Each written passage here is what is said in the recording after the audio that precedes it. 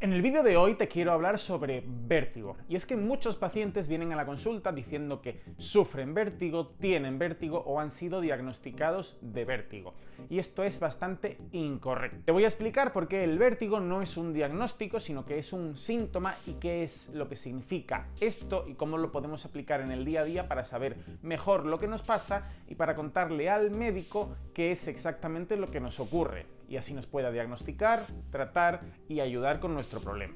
Todos los síntomas de los que te voy a hablar hoy son síntomas que, en caso de que los sufras o notes algo parecido, deberías consultar con tu médico para que haga una correcta valoración y un diagnóstico exacto. Este vídeo tiene el objetivo de divulgación y no es en ningún caso una recomendación médica. Definimos vértigo como la sensación ilusoria de movimiento, habitualmente con giro de objetos. Por eso será una de las primeras cosas que tu médico o tu otorrinolaringólogo te pregunte en la consulta, si has tenido sensación de que todo te da vuelta. ¿Qué no es vértigo? No es vértigo la sensación de andar flotando, como si fueras en una nube. Eso lo vamos a denominar mareo. ¿Y qué tampoco es vértigo? No es vértigo la sensación de que te vas yendo hacia los lados cuando vas andando. A eso lo denominamos inestabilidad, para lo que habitualmente habrá que comprarse un tercer apoyo, un bastón. Es decir, vértigo es la sensación de giro de objetos, aunque eso no significa que no puedas tener además mareo o inestabilidad. Estas tres cosas que te he dicho no son diagnósticos ni son enfermedades, son síntomas, y definimos síntomas como una percepción del paciente.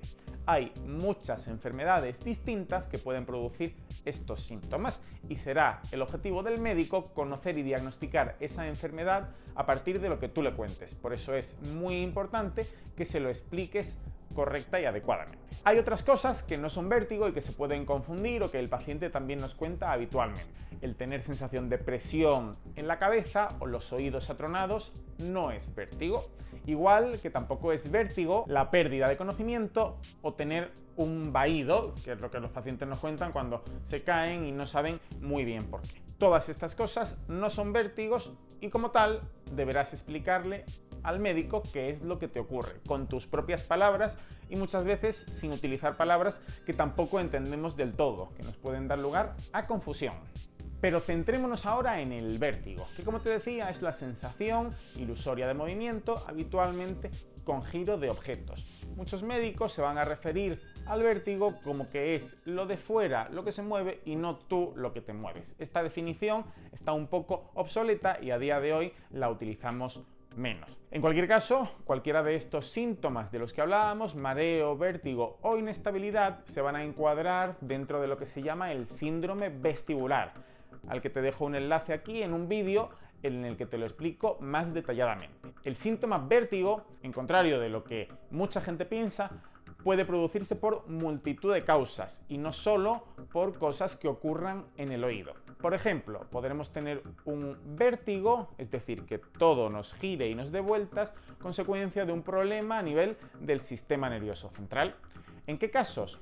Pues por ejemplo, una patología que se llama migraña vestibular, en la que vamos a tener asociado un dolor de cabeza a otras cosas como son sonofobia, es decir, molestia ante los ruidos intensos, fotofobia, molestia ante la luz intensa, y asociado a esto, esa sensación de vértigo. ¿Qué más puede producir vértigo? Aunque es extremadamente raro que debute de esta forma, enfermedades desmielinizantes como la esclerosis múltiple pueden producir vértigo. Raro, pero posible. Otras patologías que pueden producir vértigo muy poco frecuentes son, por ejemplo, un ictus de fosa posterior, que es un accidente vascular o una afectación a nivel vascular de los vasos de las arterias que van a la zona del cerebelo. Otro tipo de patologías que no son del oído que pueden producir vértigo son algunas tales como la intoxicación por alcohol, la intoxicación por drogas o enfermedades por bacterias o bichos un poco raros como son la listeria. Y algunos tipos muy concretos de encefalopatía, es decir, de afectaciones inflamaciones del cerebro. Todas estas son raras, pero son posibles. Y ahora vamos a hablar de las que son más frecuentes. Las causas más frecuentes de vértigo, es decir, las causas más frecuentes de que todo te gire y te dé vueltas, efectivamente son las que se producen en el oído interno o en el trayecto que va desde el oído interno hasta tu cerebro, y por eso es el otorrinolaringólogo el que te va a valorar en estos casos. La causa más frecuente de vértigo, que es el oído, además, dentro de las del oído, más frecuente todavía es el vértigo posicional paroxístico benigno, del que te dejo una explicación completa en este vídeo, pero que consiste en unas piedrecitas muy pequeñitas que hay dentro del oído que se denominan otolitos. Cuando este otolito se sale de su sitio, que es la mácula del utrículo o del sáculo, y se va a unos canales semicirculares, habitualmente al tumbarte en la cama y girarte a un lado u a otro de la cama, es posible que empieces a tener sensación de que todo gira, dura muy poquito, pero te produce un gran malestar y te deja luego con muchísimo mareo. Eso sería esto que hablábamos del vértigo posicional paroxístico benigno o VPPB, que al contrario de lo que mucha gente piensa, no se trata con pastillas, sino que se trata con maniobras para recolocar esas piedrecitas en su sitio. En concreto, las maniobras de Diels-Pike para el diagnóstico y la maniobra de Epley más frecuentemente para el tratamiento. Otra causa menos frecuente, pero muy conocida como origen del vértigo, es el síndrome de Meniere. Hace muchísimos años, cuando nos costaba diagnosticar las enfermedades del oído, pensábamos que todo era enfermedad o síndrome de Meniere. Y con el paso del tiempo nos hemos ido dando cuenta que es mucho menos frecuente de lo que creíamos. Te dejo una entrevista con un paciente que sufre el síndrome de Meniere para que veas qué es lo que siente y cómo se encuentra un paciente que sufre estos síntomas. En el síndrome de Meniere, fundamentalmente, el paciente va a tener crisis de vértigo de más de 20 minutos de duración, asociadas a alteraciones de la audición y a ruidos del oído, que se conoce como tinnitus o acúfeno. Esos síntomas de tinnitus o acúfeno también te los explico en este vídeo que está aquí arriba. Los pacientes con síndrome de Meniere ven muy afectada su calidad de vida y a día de hoy los tratamientos son bastante limitados para dar una resolución completa y satisfactoria. Otro diagnóstico también poco frecuente pero muy importante es la neuritis vestibular o la neuritis cócleo-vestibular, en la que el paciente de golpe empieza a tener sensación de que todo gira con una duración muy larga de esos síntomas, habitualmente más de 8, 10, 14, 24 horas, y el paciente, por lo mal que se encuentra, suele terminar en el servicio de urgencias. Este paciente va a tener un nistagmo, es decir, que el ojo se mueve solo, y ese es el origen de que todo le dé muchísimas vueltas y se encuentre tan mal. En algunas ocasiones no solo hay afectación a nivel de ese vértigo, sino que también hay pérdida de audición de forma brusca.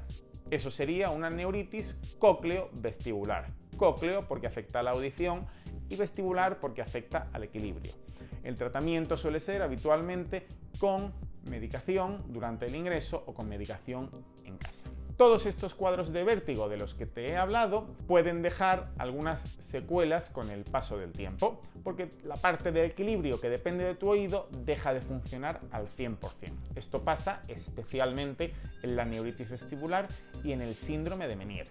Y en estos pacientes en los que se queda una inestabilidad tras esos síntomas, es decir, primero tuvo un vértigo fuerte, pero ahora se encuentra como que se va hacia los lados, como si tuviera una borrachera, en esos pacientes será muy importante hacer lo que se llama rehabilitación vestibular. También tengo en el canal algunos ejercicios para que puedas hacer en casa rehabilitación vestibular, aunque lo ideal sería una valoración completa, primero por un otorrinolaringólogo y segundo por un rehabilitador. Estos pacientes tienen el problema que esa parte del oído que controla el equilibrio ha dejado de funcionar.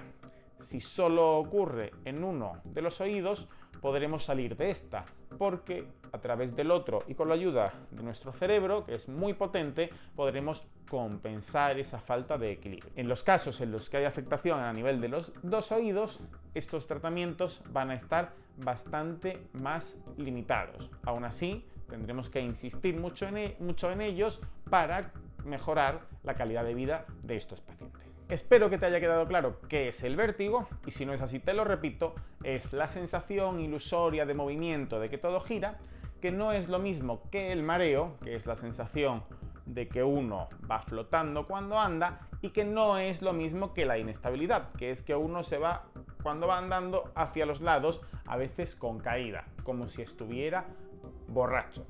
Así que ya sabes, en la próxima consulta con tu médico, explícale bien todos estos síntomas para que te pueda diagnosticar algunas de estas enfermedades de las que hemos hablado en el vídeo de hoy o algunas otras, porque por supuesto esto es una parte muy pequeña de todo lo que puede producirte estos síntomas.